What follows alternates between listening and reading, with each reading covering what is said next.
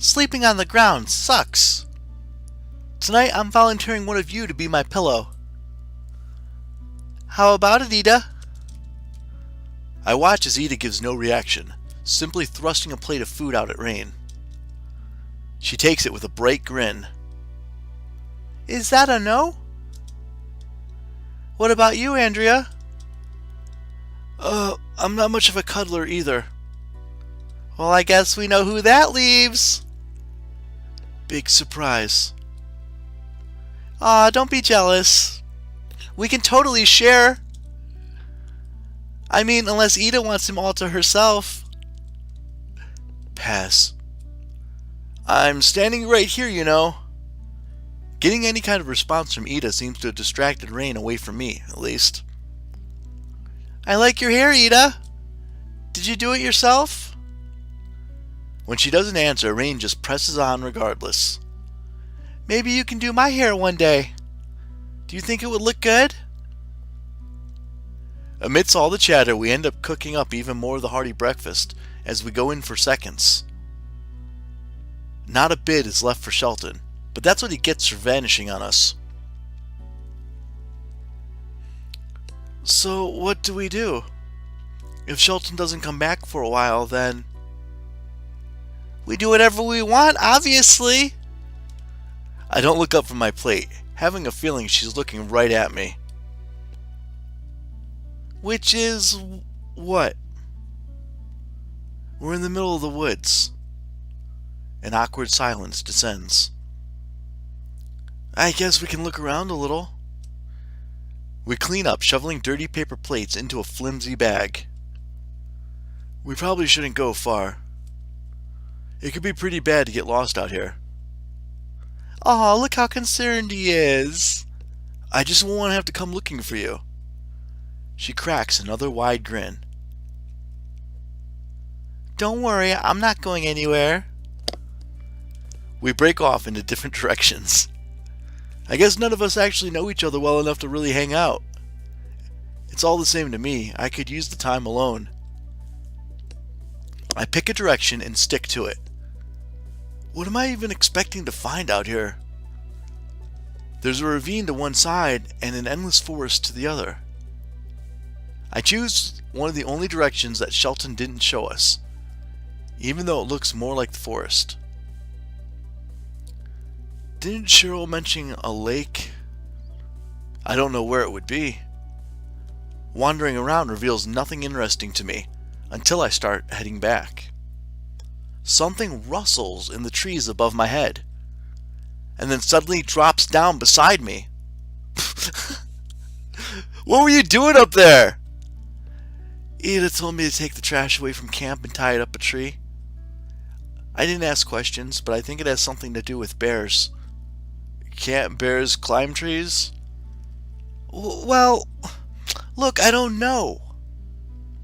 If I had my phone, I'd look it up. Well, be careful. What do you care? We're miles away from help, so until Shelton comes back, we'll be on our own. Look, last night you said you understood where I was coming from about not deserving to be here. Do you think I'm really some jerk who wants to see you break your leg? I don't know anything about you. Well, you can find out. She glances over her shoulder. Shelton said you were here because you didn't have a lot of friends or something. Thanks. That's what he said. Are you trying to suggest we'd be good friends, or are you just casually insulting me? I'm suggesting that you won't know until you try? That's really not my style. What is your style, then? She shrugs. Let's just say I had a lot more piercings before I came here, and that this outfit doesn't have nearly enough fishnet. Does that mean you can't have friends? That's what it's meant so far. Well, maybe it's time to change that. Look, can you shut up for a minute? I'm trying to... She once again begins to climb the tree. But a moment later, her foot misses the branch beneath her, and as if in slow motion, I see her fingers lose grip. Andrea! She fumbles down through the tree before grabbing onto another limb. The hem of her shirt catches on the branch above, hiking the front of it up over her head. She kicks her legs uselessly as she spins in place and yells, muffled. I stare up in full admiration of the dark, studded bra cupping her chest. Oh, wow, it does look gothic. Oh, I should probably be helping her. 1 second. I climb the lowest hanging limbs until I can reach her and guide her feet over to another branch. The shirt finally pulls free as she finds her footing. We both jump down and immediately she slaps me on the cheek. What the hell? That's for being a pervert. I helped you, which is the only reason you didn't get slugged with a closed fist. In disbelief, while rubbing my cheek, I watch her stomp off through the forest and back towards camp. I decide it's safest to wait a while before following her back. I'd rather take my chances with the bears at the moment. When I do head back, I hear a long sigh of relief moments before something collides into my back.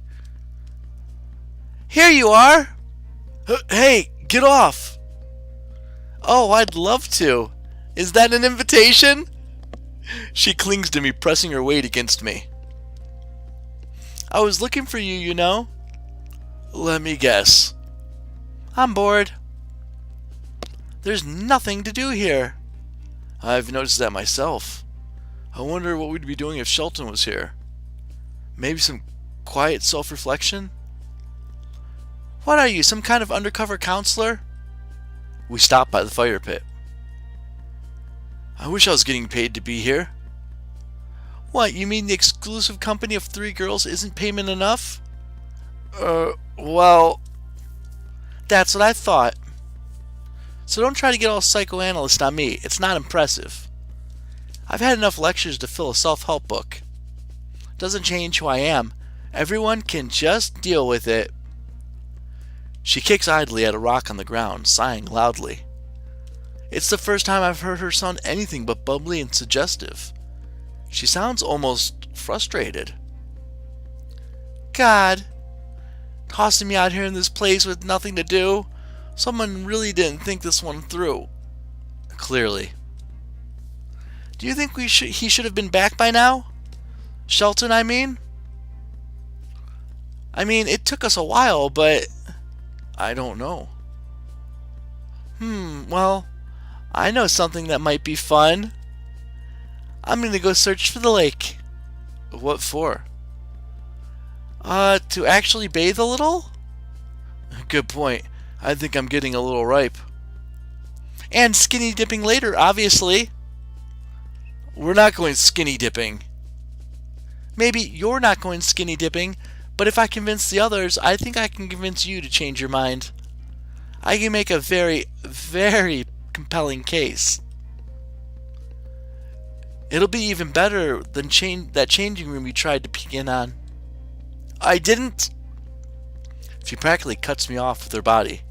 She moves in far too close, her chest pressing against me as I slowly try to step back. I bet you've never been skinny dipping before, have you? Well, no. Trust me, you'll like it. And with all of her usual restless energy restored, she bounds off to find the lake. I'm surprised she didn't drag me with her. I head towards my tent, rounding reins, and nearly slam right into Ida. My mouth came so close to smashing into hers that we barely stumble away from each other without sharing spit. Sorry, I didn't see you. She blinks at me in surprise, having kept her footing even better than I did. She doesn't say anything while I wait for some kind of yelling, or to be immediately punched, given how this day is going. Okay, awkward. I didn't mean to. Are you afraid of me? She blurts out the question so suddenly that it takes me completely by surprise. What kind of question is that? Can she smell fear or something? Why would you think that? Because you look like a rabbit cornered by a wolf every time I look at you. No, I just figured you wanted to be left alone. You're shaking. Well, I nearly kissed you.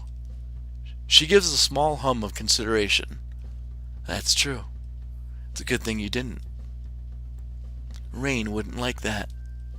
Rain? What does she have to do with anything? She's claimed you. Claimed? I'm not her property. And even if I was, I don't think Rain would stand a chance at trying to take on Ida. Still. That's it? That's her whole argument? Well, either way, it didn't happen. Maybe girls operate on some different code, but I don't think that's how the world works.